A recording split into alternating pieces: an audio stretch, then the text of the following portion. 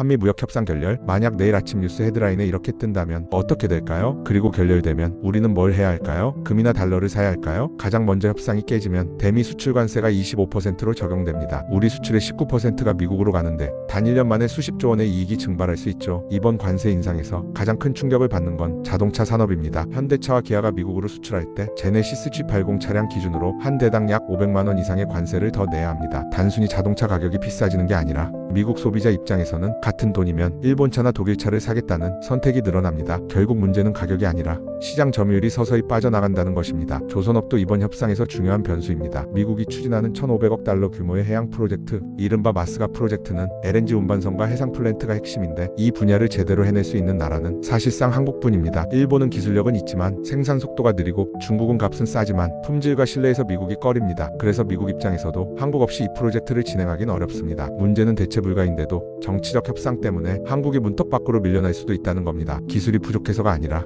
정치가 경제를 이기는 순간 시장의 문이 닫히는 거죠. 조선업은 여전히 세계 1위지만 1위라는 이름이 아무 힘도 발휘하지 못하는 순간 그건 기술이 아니라 국가 간 신뢰의 문제로 바뀝니다. 그리고 삼성전자와 SK하이닉스는 이번 협상에서 가장 민감한 위치에 서 있습니다. 미국은 칩법을 통해 자국 내 공장을 짓는 기업에게만 보조금과 세제 혜택을 주겠다고 명시했죠. 문제는 그 조건이 미국 내 생산 비율과 연동된다는 겁니다. 즉 한국 기업이 한국에서 만든 반도체를 미국으로 수출하면 같은 제품이라도 세금 보조금 혜택에서 제외됩니다. 반면 대만 TSMC는 애리조나에 대규모 공장을 세워 미국 정부의 보조금과 정치적 보호막을 동시에 얻고 있죠. 이 구조가 계속되면 AI 반도체를 포함한 차세대 칩 공급망에서 삼성과 하이닉스는 기술력이 아닌 정치력에서 밀리게 됩니다. 한때 기술이 곧 힘이던 시대에서 이제는 어디서 생산하느냐가 경쟁력이 된 겁니다. 한국이 공장을 늘려도 미국 땅 위에 없으면 우선순위 밖으로 밀려나는 현실, 그것이 이번 협상 결렬이 두려운 진짜 이유입니다. 트럼프 대통령은 말합니다. 한국과의 관세 협상 타결 임박이다. 하지만 이재명 대통령은 신중히 답합니다. 대화는 계속되고 있지만 생각의 차이가 있다. 그 말의 의미는 분명합니다. 미국은 속도를, 한국은 구조를 본다. 미국에게 이번 협상은 빅딜, 즉 자국 중심의 리쇼어링을 완성하는 퍼즐의 마지막 조각입니다. 반면 한국에겐 리스크 분담 계약서,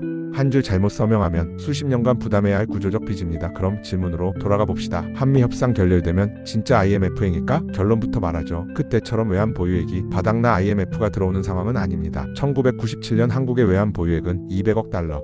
지금은 4,200억 달러입니다. 그때는 달러가 없어서 무너졌다면 지금은 신뢰가 무너지면 흔들리는 시대입니다. 협상 결렬이 IMF를 직접 불러오진 않지만 IMF 같은 체감 위기를 만들 수는 있습니다. 수출이 줄고 외국 자금이 빠져나가면 원달러 환율은 1,500원을 넘어설 수도 있습니다. 기업 실적은 흔들리고 주가는 급락하죠. 이때 국민이 느끼는 체감 불안은 IMF 때와 다르지 않을 겁니다. 한국은행은 이런 상황이 오면 GDP 성장률이 0.51%포인트 하락할 수 있다고 봅니다. 단순 계산으로 연간 약 9조 15조 원의 손실입니다. 그게 바로 현대판 IMF의 실체입니다. 달러를 빌리진 않지만 신뢰를 잃은 시장은 같은 고통을 안겨줍니다. 만약 정말로 한미 협상이 결렬됐다면 가장 먼저 해야 할 일은 예측이 아니라 준비입니다. 지금 시점에서 개인이 할 수 있는 최선은 단 3가지입니다. 첫째, 현금을 확보하세요. 불확실성이 커질수록 돈의 가치는 잠시 올라갑니다. 비상금 6개월치, 가능하면 1년치 생활비를 현금화해 두세요. 지금은 돈을 버는 것보다 잃지 않는 것이 중요합니다. 둘째, 무리한 대출을 피해야 합니다. 경기 침체기에 금리는 오르고 자산은 내려갑니다. 지금 빌리는 돈은 내일의 짐이 됩니다. 특히 변동금리 부동산 대출은 가장 먼저 타격을 받습니다. 셋째,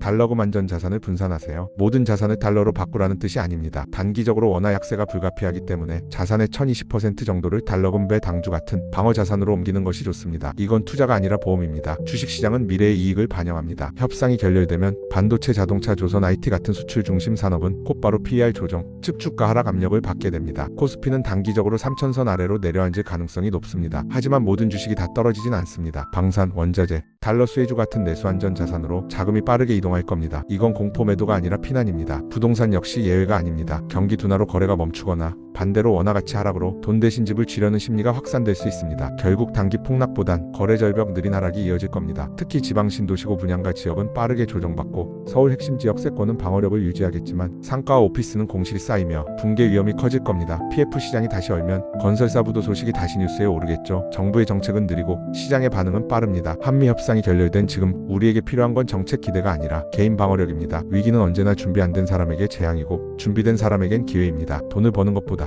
지금 가진 것을 지키는 것, 그게 우리가 당장 해야 할 첫 번째 경제 전략입니다.